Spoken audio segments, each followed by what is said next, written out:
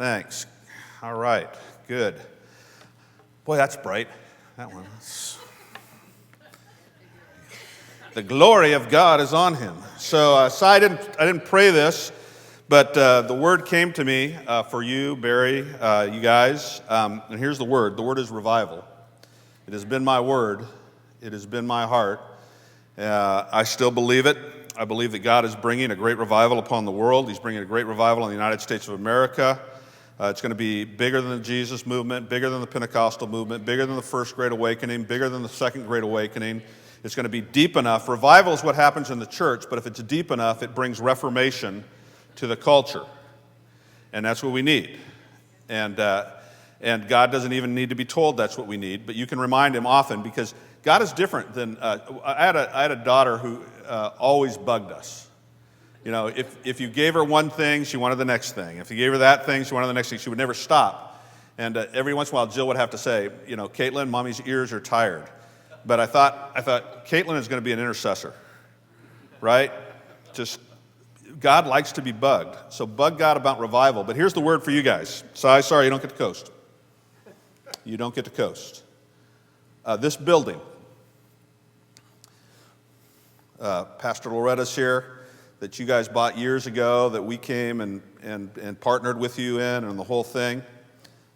It's going to be too small. It's going to be too small for the school. It's going to be too small for Living Hope Christian Fellowship. So you've been here for a while. It's good. It's a nice place. It's going to last. You'll use it for a while longer. But it's going to be too small. All right? Because Barry doesn't want to do 7 services. I know Barry. He doesn't want to do 7 services. I'd do 7 services. All right. So I just believe that. I believe that. And so we speak it in Jesus' name. All right, Hosker? Amen. All right. Good. Good. Can I borrow your glasses? Hitting. All right. So my sister, I love my sister. There was a mistake. Barry said I was her older brother. I thought I was your younger brother. No. But I tell you, as a young woman, she really she came this close to fame with her beauty and her talents, and she really thought, man, I'm going to go make it big time. She got on a plane to Nashville, Tennessee, and she was full of confidence. She said, I'm blonde, I'm beautiful, I'm going to Nashville, I'm going to be a star. She didn't have much money, so she bought a coach seat. But when she got on the plane, her confidence took over. She said, I'm sitting in first class. And she sat down in first class with somebody else's seat, and they tried to get their seat. She wouldn't leave. The person said, lady, that's my seat. She said, I'm blonde, I'm beautiful, I'm going to go to Nashville, I'm going to be a star. I deserve to fly in first class. So the lady went to the flight attendant and said, hey, this lady's sitting in my seat. The flight attendants came and said, ma'am, you're going to have to get out of the seat. You have a coach seat. She goes, I'm blonde, I'm beautiful, I'm talented, I'm going to be a star. I deserve to fly in first class. I'm going to Nashville. They couldn't get her to move. They thought about, calling the cops and dragging her off, but they thought, well, let's get the captain. Maybe the captain will have a way to do this. So the captain comes back and says, what's the problem? Well, this lady has a seat in coach, and she insists on sitting first class. And she says again, I'm blonde, I'm beautiful, I'm talented, I'm going to Nashville, I'm going to be a star, I deserve to fly in first class. And the captain says, I'll take care of this. And he leans over and he whispers something in her ear. And immediately she grabs her stuff and hustles back to her seat in coach. And the flight attendant and the lady who had the ticket, they go to the captain and say, what did you say? He said, well, I just told her that first class doesn't go to Nashville.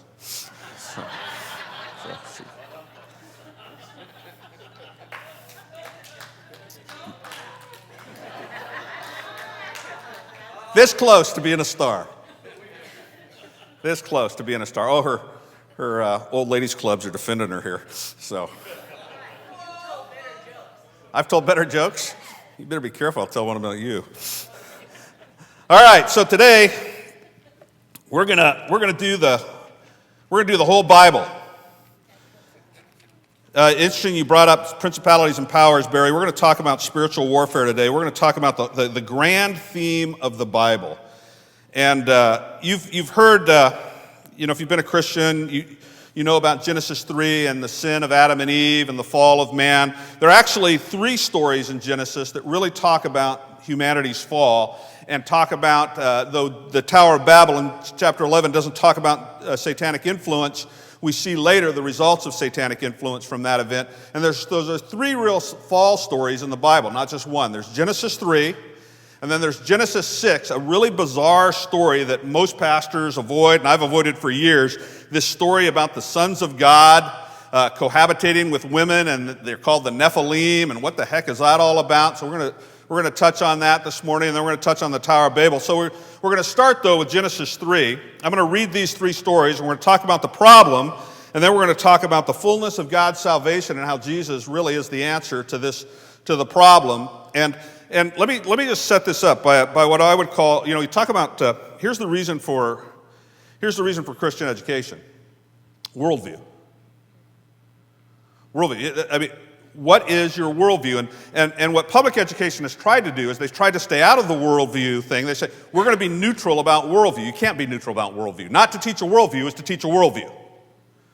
All right? And a secular worldview, and a worldview that is based on kind of a scientific materialism that isn't really that scientific, but just tries to say that all that there is the material universe, and that's all we can teach. Well, in fact, okay, I'm going to be here 4 hours, people. Here we go. So, in fact, that's just not true. If you believe in that 14 billion years ago there was a big bang, on the other side of that bang is God or nothing. And if you start looking at the evidence for God and the evidence for nothing, it becomes pretty clear pretty quickly that there's God. And there's more evidence that follows. There's more, the design of the universe, human consciousness. I mean, there's just, and then the evidence for Christ is overwhelming, that he actually rose from the dead, and actually I mean, it's just worldview. So, thank God. We're teaching worldview. And so, part of the worldview that the Western church doesn't deal with much is, we deal with it kind of, and we sensationalize it, but we don't really get it, is what I would call a spiritual warfare worldview. If you look at the Old Testament, God has a council. God, for whatever reason, God is God, and he's smarter than me, all right? He is smarter than, he's even smarter than Janie and Susan combined. So, and he operates through others. He operates on this earth through us. He says it in Genesis. He tells Adam and Eve, it's yours. But he also operates in the heavenlies through angelic beings. And so the Bible talks about this. Psalm 82 talks about this. God talks to the council. Job talks about this. There's several places where God, like it looks like God's holding a meeting and saying, okay, what do you guys want to do about this? And part of that council, just like human beings, got uppity, thought they could do it better, thought they were smarter than God, and took matters into their own hands. And then they have influenced humanity, and so there is a war. There is a battle for the universe. There's a battle, and it's being played out on planet Earth because God designed human beings. He said, let us, that's not a reference to the Trinity in Genesis chapter 1. Let us make man in our image. He's talking to the council. He's talking to these beings. Let us make man in our image. And then it says, but in God's image he made them, and he put them in Eden, and he said, multiply, go forth from Eden, occupy the planet, turn this world into my home. Turn this world on earth, right? Jesus said, on earth as in heaven. That's the human manifesto. The fallen angels have tried to interrupt that, take it away, destroy it, 3 particular ways, I would say, and they're described in Genesis chapter 3, or at least they're introduced in Genesis chapter 3, Genesis chapter 6, and Genesis chapter 11. Genesis chapter 3, now the serpent was more subtle than the beasts of the field which the Lord God had made. He said to the woman, has God said, you shall not eat of any tree of the garden? And the woman said to the serpent, we may eat of the fruit from the tree of the garden, but from the fruit of the tree which is in the midst of the garden, God has said, you will not eat of it, nor will you touch it, or else you will die. Then the serpent said to the woman, you surely will not die, for God knows that on the day you eat of it, your eyes will be opened, and you will be like God, knowing good and evil. When the woman saw that the tree was good for food, and it was pleasing to the eyes, and a tree desirable to make one wise, she took of its fruit and ate, and she gave it to her husband with her, and he ate. Then the eyes of both were opened. They knew that they were naked, and so they sewed fig leaves together and made coverings for themselves. The story goes on. and God confronts them. They get cursed. They get cast out of his presence. And so Genesis chapter 3, you have the first strategy of the fallen angelic realm, the first strategy of Satan, and that is to separate relationally human beings from God. God developed us for relationship. We're not automatons. We're not programmed robots. He developed us and he created us to have relationship. And the Bible talks about Genesis. It talks about, in the cool of the evening, God would come and walk with Adam, and they would chat it out. And so we were created to have a relationship with God. And so the first strategy of Satan is to separate us from God, and then that leads to death. Why is death such a bugaboo? Because we're not created for it. We're not created for death. We're created for life. And if you're growing older, well, you're all growing older, but if you've gotten to the place where growing older has made you old, then the boogaboo that you used to be able to kind of push off into some distant future is now upon you. I've heard this, and I now believe it. The older you get, the more courage it takes to live. It does, because there are many things impending, right?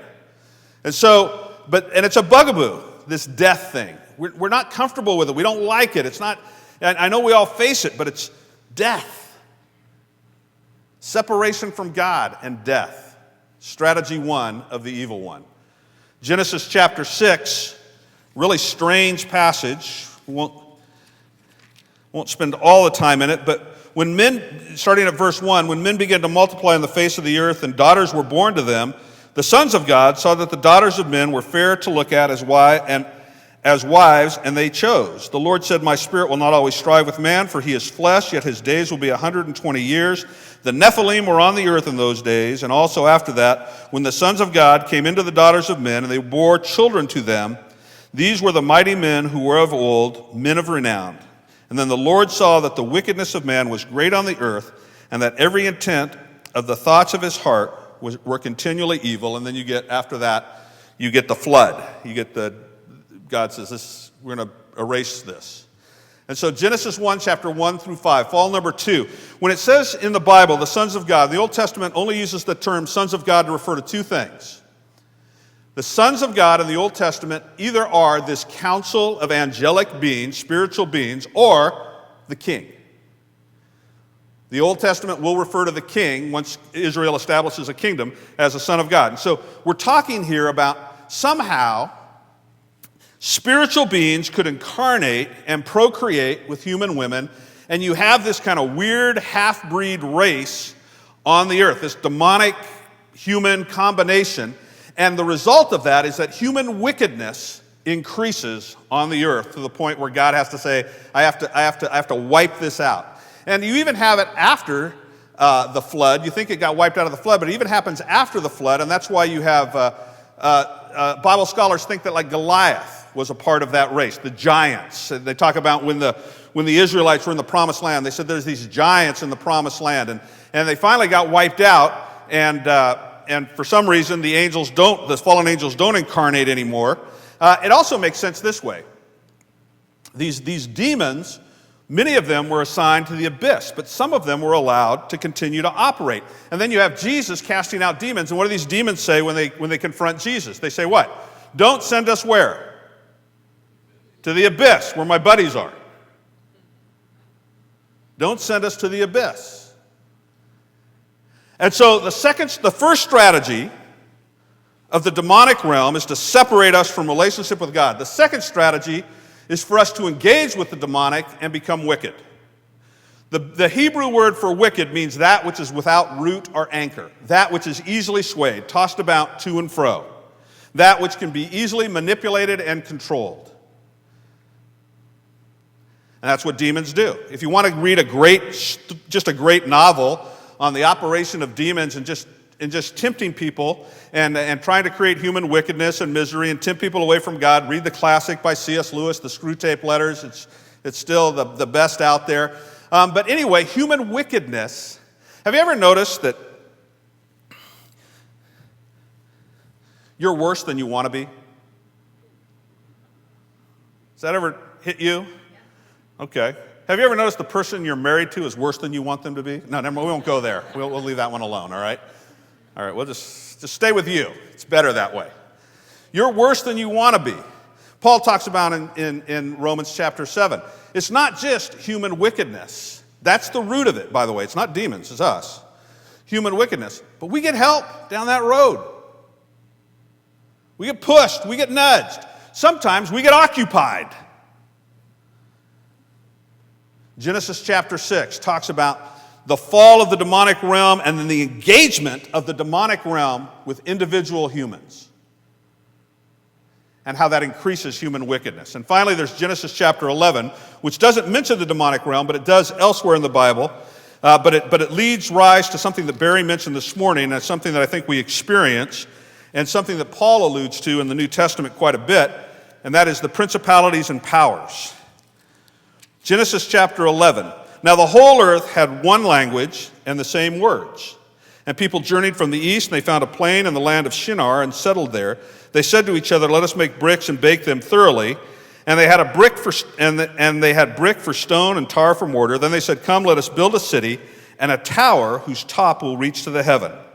Let us make a name for ourselves, otherwise we will be scattered abroad over the face of the whole earth." What did God want to do with human beings?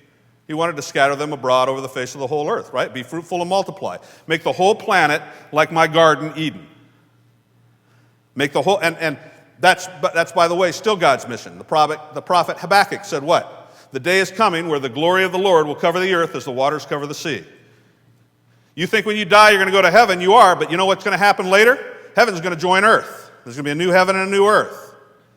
Listen, you can relax about your bucket list. You don't have to go to the coast of Ireland. You got all eternity to do that. You can come visit me in my castle there.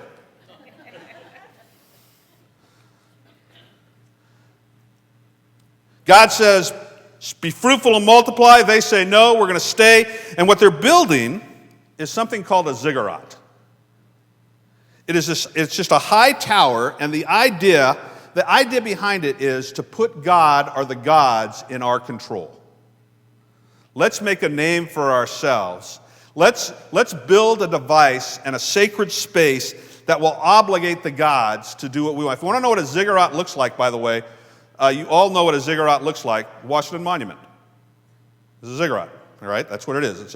And I'm not saying, it's a big pagan thing that, causes principalities to rule over the United States, but it is in that shape and style. It's a ziggurat.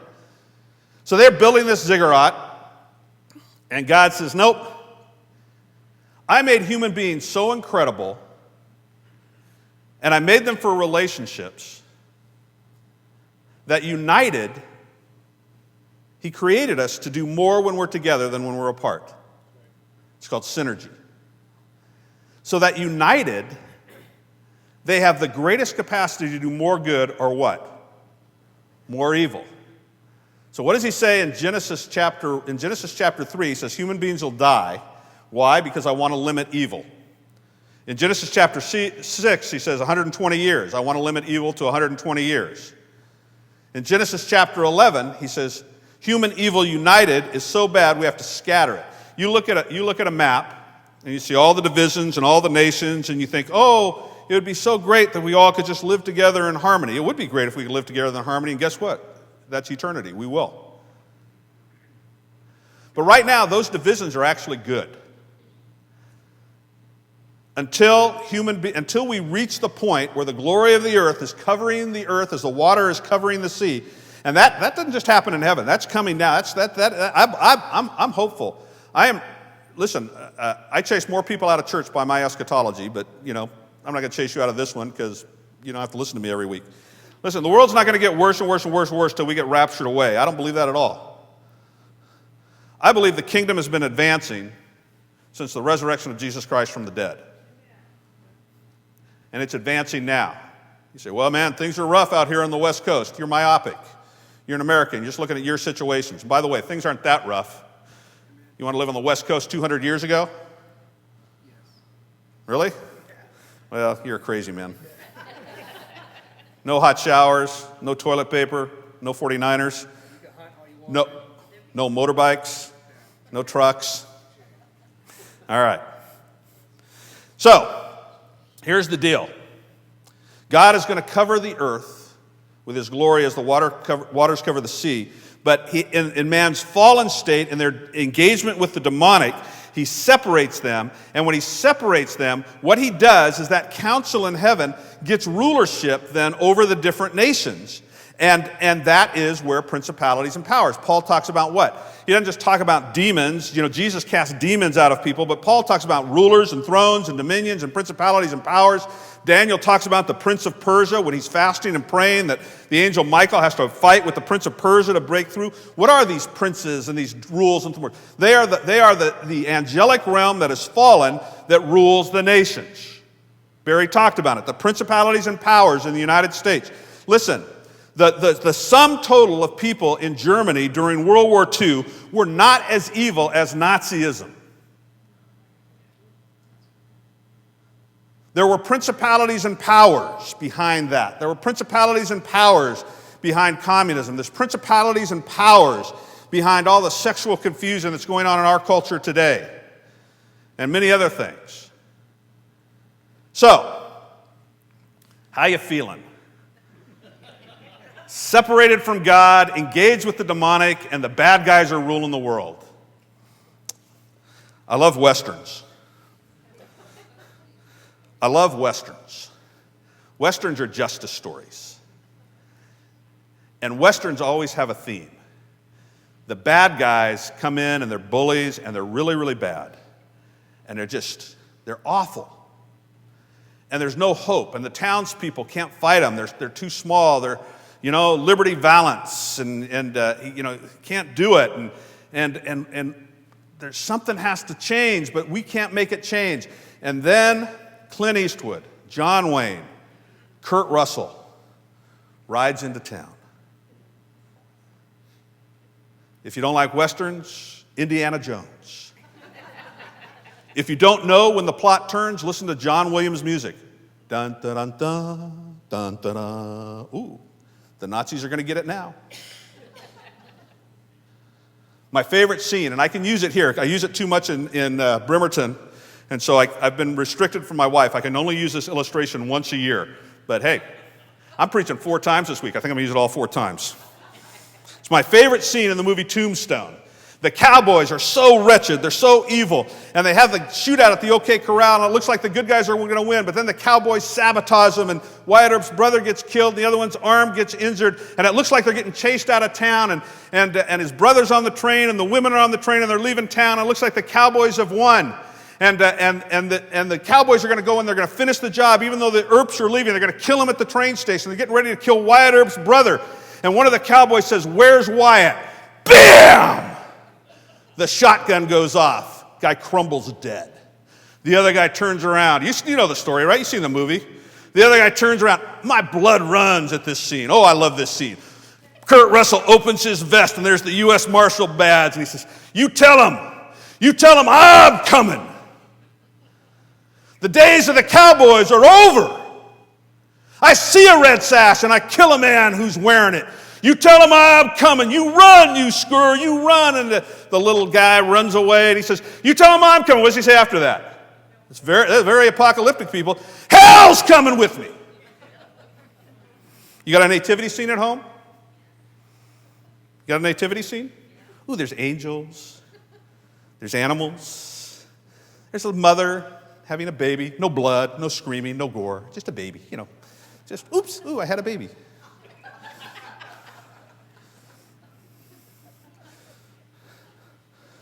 No, you know what that nativity scene is? That's a train station in Tombstone. That's a train station in Tombstone. Oh, I got the principalities and the powers and the Roman Empire, and there's cruelty all over the world, and there's violence, and evil reigns, and God picks in Abraham. He has all these nations and all these other gods, but in Abraham, he picks this one nation and says, this will be my nation. And they do read your Old Testament, they do a really bad job of being God's nation. Really bad. And they think that's failed. But God had accomplished his purpose through that nation and that little baby, through his birth, his life, his death, Do you know what Paul says about the death of Christ? That these principalities and powers conspired to put Jesus to death. And then after he rose from the dead, he said, if they would have known what they were doing, they would have not put the Son of Glory to death. He tricked them. Kurt Russell. And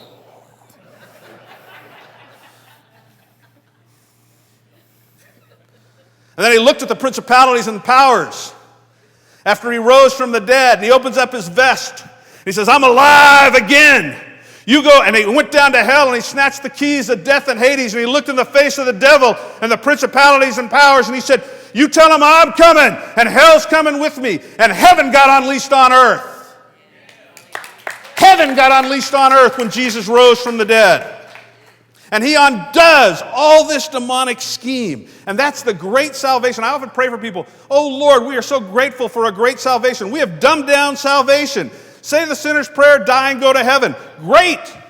If that was all it is, I'd be in. I mean, I don't want to die and go to hell. But no, that's not what salvation is. It undoes all of what the evil one has tried to bring on the earth. God doesn't win 100 to 99. He wins 100 to nothing. So let's look at what the New Testament has to say about these issues.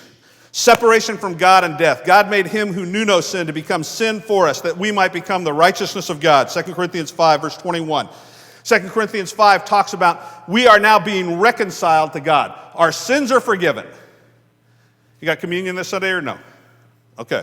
I thought somebody said communion Sunday. That's all right. Listen, every time you take that cup, take that bread, what's God saying to you? New covenant. New covenant. What does the new covenant start with? What's the doorway into the new covenant? Jesus said it. This is the new covenant for the forgiveness of sins. I got great news for you today. You came to church today, you probably sinned this week. You're singing those worship songs and the devil's whispering in your ear. You're such a hypocrite. You call yourself a Christian. How can you sing those songs when you do that? I've been doing this for 40 years. I still listen to that stuff.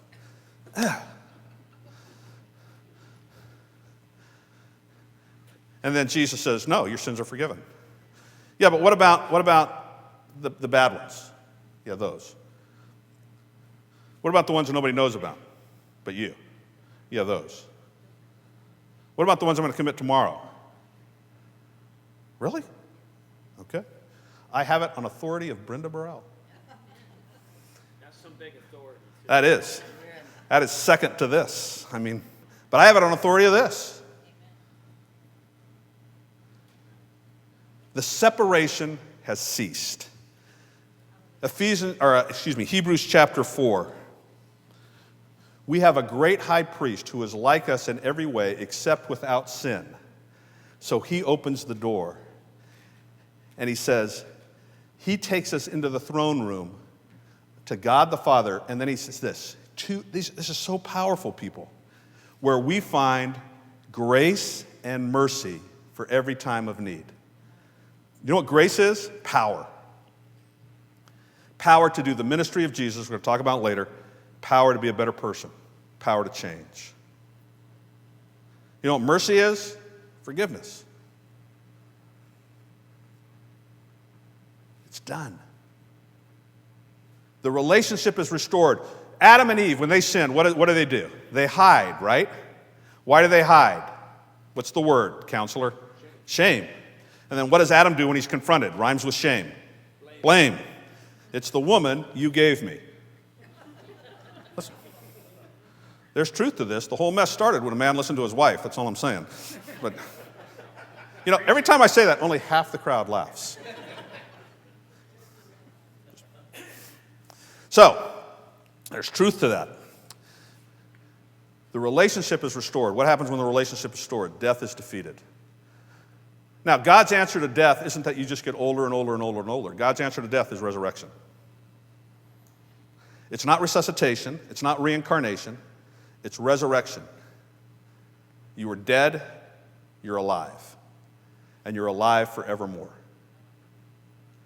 First, an intermediate heaven as a spiritual being, recognizable, and then ultimately clothed in a new physical resurrection body. How many of you look back at old pictures and long for the day? Okay. That's not the best perk, but it's a perk. I've realized at my age, it's impossible for men at my age to sit down or stand up without noise. We can't do it. Descending or ascending takes, like we just make noise when we do it. Don't worry, ladies, that will end. All right. Death is defeated. The relationship is restored. And then, what about this part where, yeah, but I've been walking, what about this human wickedness? What about my participation in human wickedness? What about the bad things? Okay, the things have been forgiven, but is there hope for change? Yes. Listen, I'm pretty sure I'm not going to be as good as Jesus tomorrow, but I'm also pretty sure of this. If I walk with him in discipleship, I'll be a better man 10 years from now than I am now. And I want to be. I want to be a better husband. I want to be a better father. I want to be a better grandfather. I want to be a better pastor. I've got regrets in how I behaved in all of those areas of my life. And they're not crippling. My sins are forgiven. But they are motivating. You know, I don't want to be a jerk anymore. I thought Colleen would give a big amen to that one. Right? Way to restrain yourself. Yeah. Let me tell you how you get better from human wickedness. The devil's involved in it. Number one, hey, listen, American church, listen. I bought my ticket to heaven because I said an altar call at 16 at youth camp or at 7 and now I don't, now everything's fine. I can just sit on my front porch till we get raptured and I get to go to heaven. Listen, Jesus didn't say make converts. He said make disciples. What is a disciple? A student, a listener, a learner, somebody who's in the game. And now let me tell you something about being a disciple. It's hard. Pick up your cross and follow me. No, thank you. Let me tell you something about not being a disciple and trying to be a part of Jesus' family. It's harder. I just preached a series, and I was going to do a class on it here, but I just preached a series on the things that make Christians last. I'm 62 years old. I've been at this, 16 years old. I became a Christian. I've been at this 46 years. I've been in the ministry most of that time. Yeah, I am stupid, Barry. Why did I just not make money? I don't know. So I've been in the ministry 46 years, and I've just kind of looked around and said, Jesus' parable, the good seed, the seed that falls on the rocky soil, the demons eat it up, then the seed that falls that's shallow, and the seed that's choked out by the world, and then the seeds at 30, 60, 100-fold. I started looking at who are the people, and some of you are in this room who are just wonderful examples to me, and who are 30, 60, 100-fold people. And what are the things they do? They do discipleship. Listen, let me tell you, I'm just going to jump on this one. Give your money away. Now, you can't say, all preachers want to, I ain't hitting you up for money. I don't want your money. You're not taking an offering for me today or the Firehouse Church in Washington. I don't care about your money. I don't need your money. God doesn't need your money. But doggone it, that's an idol in most Americans' lives, and the only way to defeat that idol is give it away. How much do I give? Tenth. Give a tenth. Tithe. And then give more on top of that. Well, I can't afford it. Shut up. You're the richest people on the face of the planet in the history of the world. You can't afford it, and your subscription to Netflix is what you mean. You can't afford it, and your addiction to Starbucks is what you mean.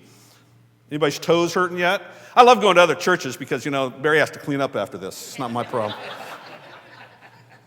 Don't bring that jerk back. He needs that 10 years. He's still a jerk.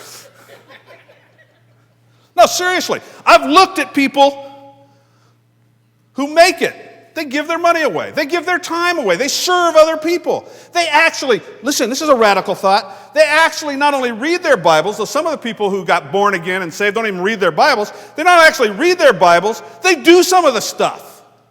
Whoa, what a concept. What a concept. Now, I am better, by the way. I used to have a tithing sermon, and my title of my tithing sermon used to be Tithe or Go to Hell. And the point was this. If God doesn't own your wallet, he doesn't own your heart. I'm much nicer now.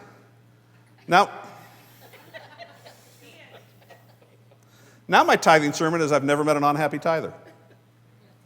Isn't that better? Yeah, it's true. The happiest people, the most fulfilled people, the people who know the most about Jesus, who have the most intimate relationship with Jesus, are people who are disciples.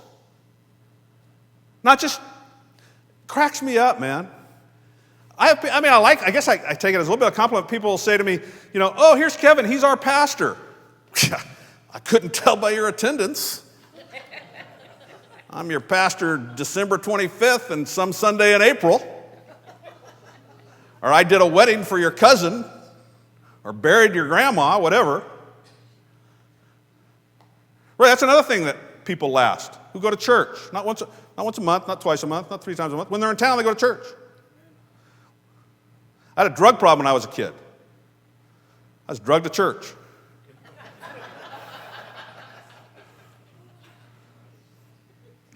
Discipleship. Now, here's the deal, though. There are people who sincerely try to do discipleship, and they keep getting triggered. They keep having issues. They can't seem to get over certain humps, certain things. That's because there are two things that are true about all of us. We have all sinned. We've all been sinned against. And when those things remain in our past and they're unaffected by Jesus, in other words, those memories have not been brought before his mercy and grace, we can still get triggered by those things. And then we beat ourselves up, oh, I'm such a terrible person. Listen, every Christian needs to get inner healing and deliverance. Every Christian needs to get inner healing and deliverance. I like what Barry said, these pastors come to talk to him. Why? Because they got triggers. Deal with your stuff. You know what your stuff is. Deal with your stuff. I know what my stuff is. I have mirrors in my house. Whoever invented a mirror, that person deserves the deepest pit in hell. It's like when you're about 17 or 18, you look at the mirror and go, hey. Any time past that, the mirror is just like, oh, why did we put that in the bathroom? But listen, no, seriously, true story, right? We're in a casino. I've been addicted to everything, or tempted to addiction to everything, but overwork, compulsive exercise, and gambling. I've stayed clear of those three marvelously. So for some reason, gambling, I'm too mathematical. I know why the casinos work. They're going to take your money eventually. You might get lucky and win one time, but the slot machines are designed to pay out 97 cents on a dollar. So you're going to lose 3 cents every dollar you put in there, if you do it long enough. The only way to make money gambling is if you're smart enough to count cards in blackjack. And I don't see any of you here, so Paul says it. We're not the smartest. He says, you're not the smartest, you're not the brightest, so I'm just saying. But anyway, so we're going through a casino, and I see these people, and this was back in the old days before you pushed buttons, you pulled the lever, and they're doing this dance, and you put the money in manually, you don't just have a card. So they're putting their money in, they're pulling the lever, they're taking a hit, taking a drag. It's like this little routine. It's like,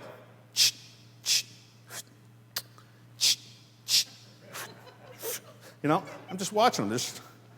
And we're walking through the casino, right, with my wife. And so I start singing a song because my wife, who does not like attention drawn to her, married a person who thinks that embarrassing my wife publicly and teasing her somehow makes her feel loved. It doesn't, but it feels like it to me. So we're walking through the casino, and I start singing. Give your money to the poor. Give your money to the poor. You'll be so much happier if you stop drinking booze and give your money to the poor. And my wife's like, shh, be quiet. They can hear you. I go, I know. And, of course, when she says be quiet, what do? Give your money to the poor. She's like, oh, Kevin, stop it.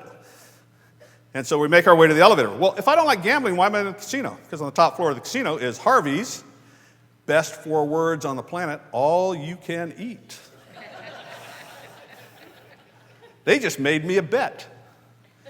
They bet they could make money on me, and I'm betting they can't.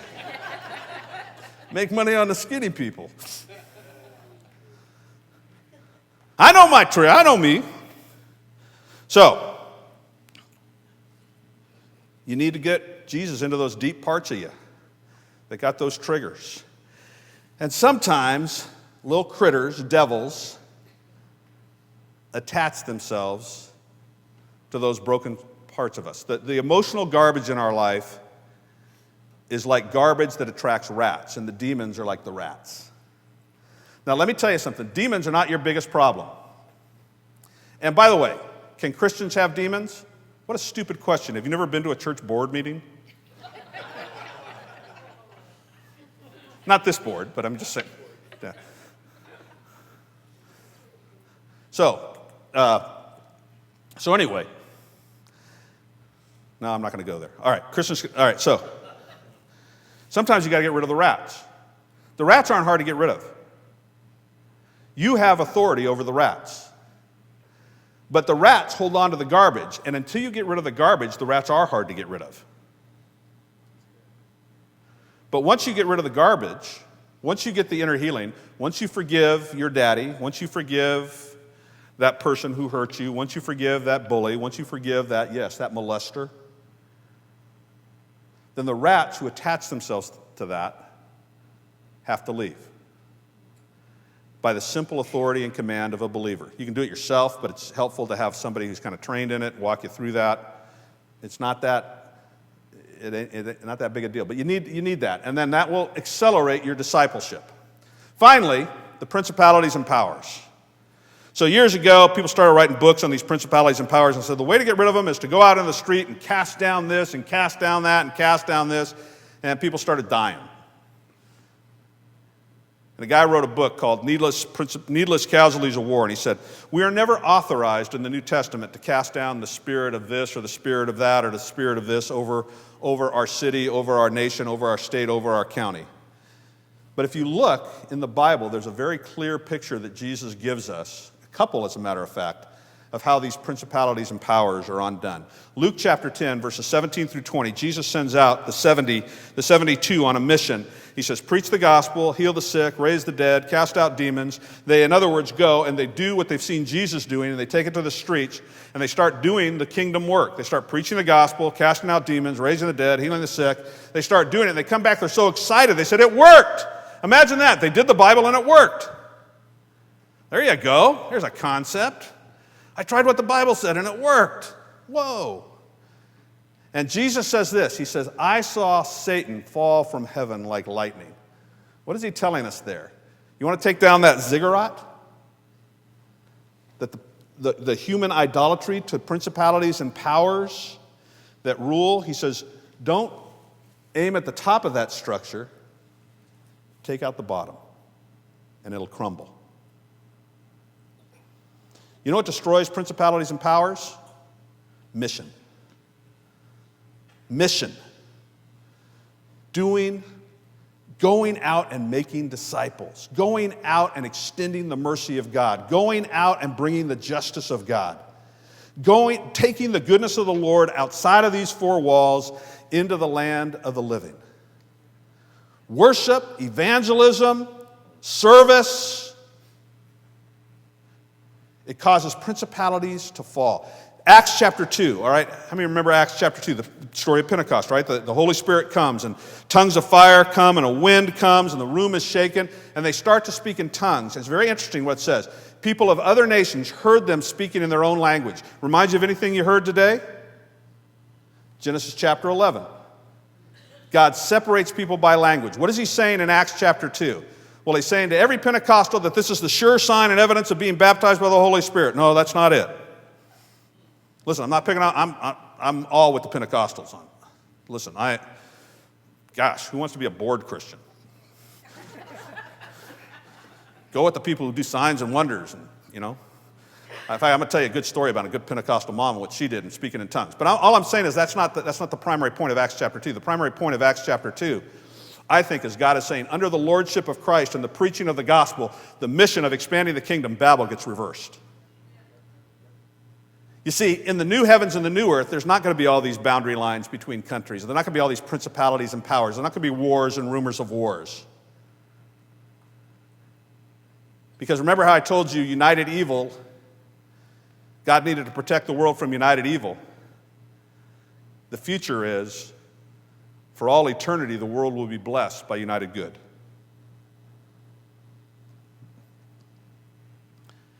And now, Lord, thy kingdom come, thy will be done on earth as it is in heaven. That's not praying for the rapture, people.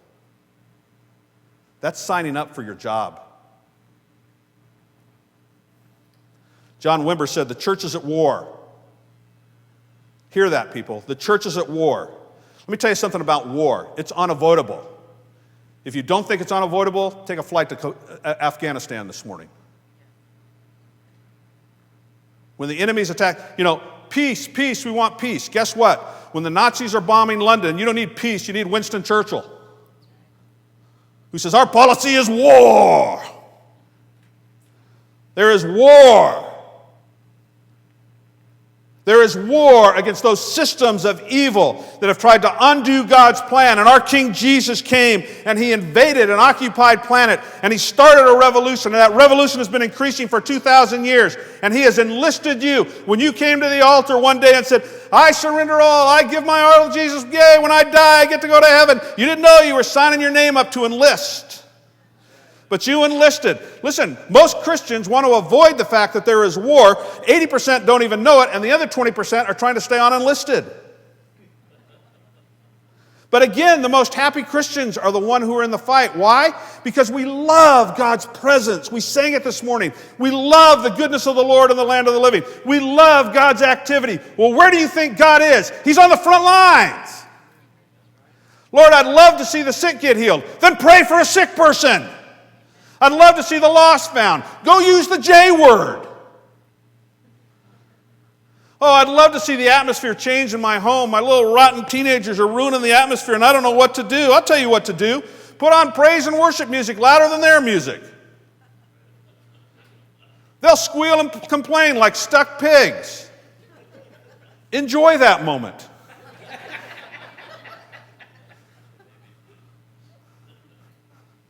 God didn't make you a mommy or daddy to be your kids' friends.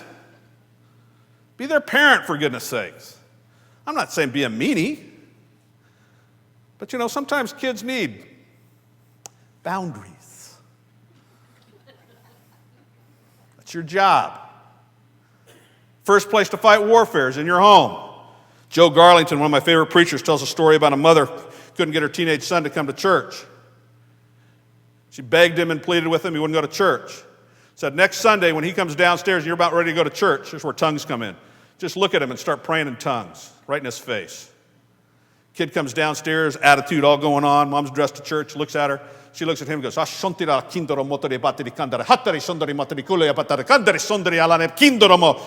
looks back at his mom and goes, you want me to wear a tie? That's spiritual warfare. Friends in our church are having trouble with their teenage kids. Got a prophetic word. They play worship music. Said, play worship music in your house. What we did this morning changes the atmosphere. Changes the atmosphere. See, this is a better place for this school to meet than some other place because the atmosphere is thinner here. Because on Sunday, people are singing praises to God. And so you thin the atmosphere. And it's time to thin the atmosphere over Oakdale. It's time to thin the atmosphere over California. So why not take that to work? Listen, we've been buffaloed into being we've been taught that being a Christian means being nice. No, being a Christian means loving people. You know that they're not synonymous, right? Now, I'm not saying being Christian means being mean. We got our quota of mean Christians. You don't need to be a mean Christian. But doggone it, be a Christian in the workplace, in the neighborhood. The only place that the J word is uttered in our culture out loud outside of church buildings is on golf courses after a bad shot.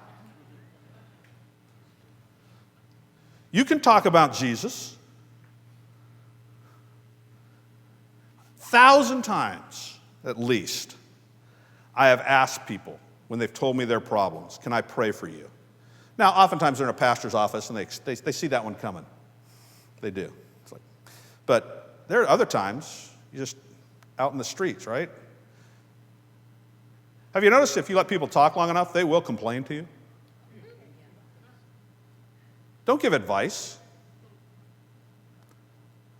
Just tell them this. Man, I don't know the answer to that problem, but I know somebody who has a redemptive solution to every problem. Can I talk to him about that? Yeah, would you? Yeah, right now. Take their hand and bring it to Jesus. You know what church sociologists say? It takes 7 to 11 touches to lead an adult to faith in Christ. You know how many touches it takes for a child? About 1. So if you're bad at evangelizing people, grandmas, just go get your grandkids. Well, their parents don't believe. Yeah. Your grandkid trusts you more than their parents. You know why grandparents and grandkids get along so well? They share a common enemy.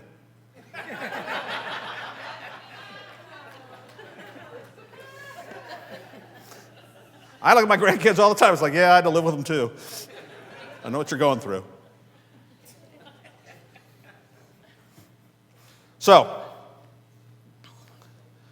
make a disciple. And if you're not the one, I get to be the one, probably because of my job, maybe because of gifting or whatever, but I get to be the one who lots of times gets to hold the person's hand and say the prayer and lead them to Christ. But every time I've done that, and as I've talked to the person and interviewed the person, what do I find out? Oh, I went to vacation Bible school when I was 6 years old, and there were these really nice ladies there, and they taught me about Jesus. And when I was in junior high, I had a friend who gave their life to Jesus, and they were talking about Jesus, kind of drove me nuts, but I listened some. And oh, my grandma's been praying for me all these years, you know, and they've got what? They've got these touches. I feel like when I pray with somebody to do that, I feel like I'm the receiver in the end zone who caught the touchdown pass, all right? I get to spike and I get to do the dance, but the lineman blocked for the quarterback threw the pass, the staff drew up the play, the scouts knew what defense they were going to be in, so knew what kind of play to call that would get me open in that situation. In other words, there was a whole team involved in scoring that touchdown, but I get to dance in the end zone. So somebody comes into my office and say, man, I don't know what's going on. I say, I'll tell you what's going on. You need Jesus. Listen, you can counsel somebody all they want, but if they don't have Jesus, that's where it starts. Start with evangelism. People, my marriage is a mess. Of course it is. You got 2 selfish individuals living together. Well, I'm not selfish. Of course you are. You need Jesus.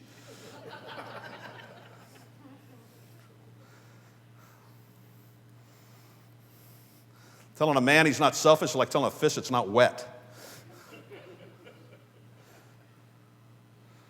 See, I threw one in for you ladies after I picked on you at the beginning. Yeah. Okay. All right. Do it. Do it. Get in the game. Guess what? The happiest Christians are the ones who are in the game. They're the ones who get to see the goodness of the Lord in the land of the living. You want to see miracles? You want to have stories? You want to have testimonies? Do it. We're downtown church, big homeless problem, big addiction problem. It creates a big homeless problem. And so we got people outside our church. Yeah, for years, I thought, oh, man, love the poor, be nice to the poor. So, these poor people outside our church, I was like, hey, man, how you doing? Can I get some water? And I got a little tired of the needles and the feces, and, it's kind of like, the niceness starts to run thin. It's like, hey, can I get a drink of water? Can you poop somewhere else? So, but it hit me all of a sudden. It's like, Kevin, you're not being nice. You're just avoiding what needs to happen. And so now I just made a commitment. Every homeless person sitting on our doorstep, I'm going to say, how you doing? I'm doing all right. You need Jesus. I'm not even going to get into it softly. You need Jesus. Heaven and hell are before you. You need Jesus. And I thought, this is a brilliant strategy. I will either convert a whole bunch of homeless people and just, have a thriving ministry, or word will get out that I preach at them and they'll leave. That's what we call a win-win situation. You need Jesus. Don't stop praying. Barry said something great. This is one of those things. This was a lifetime thing stuck with him. His mom was dying with cancer, and when he first became a Christian, it was prophesied over him that his parents would come to the Lord. And for 30 years, he saw no evidence thereof. But his mom gets cancer, and the kids and the family continue to pray for her and share with her. And sure enough, his mom comes to the Lord, and through that, his dad comes to the Lord, and that prophecy is fulfilled. That prophecy was fulfilled. And he stood up right here. He was right there. I remember he said it. He said, listen, we think it's so hard to lead people to Jesus. He says, I want to tell you something. When the people of God are praying for somebody, it's really hard for them to slip off into a Christless eternity. Don't give up.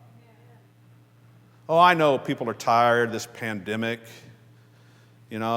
chaos, violence in the streets and political divisions and blah, blah, blah. Guess what? Normal ain't coming. In the good old days, if you're really honest, they had their struggles. There was struggle. There's going to be struggle. C.S. Lewis, he said something like, if you're looking at this world to provide you comfort and happiness, you're going to be disappointed. If you're looking at this world to be a training ground for eternity, it's not so bad. You're in boot camp, all right? Was that Marine boot camp? Piece of cake, right? Those DIs, they were very nurturing. You having a bad day, Derek? You don't have to run today. Take a nappy nap. You heard that often, right? Yeah. Right after I got knocked out. Yeah. You were taking a nappy nap. Sign up. Fight the principalities and powers and don't quit. I pray this all the time. I say, Lord, I want to be fruitful and faithful to the finish line. I want to run through that tape. I don't care if I'm 77th or 105th or 10,000. I don't care what I want to run through that tape.